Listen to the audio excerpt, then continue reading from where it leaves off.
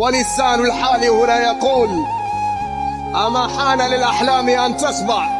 هكذا يرددون، هكذا في قرارة أنفسهم يتساءلون: نحن قدمنا ولم نأخذ، نحن أمتعنا ولم نكافأ، نحن عملنا ولم نظفر، نحن حلمنا لم نعش تلك الأحلام. نعيش على الماضي حتى سئمناه، نعيش على الذكريات حتى أدمناها، ثبت الحاضر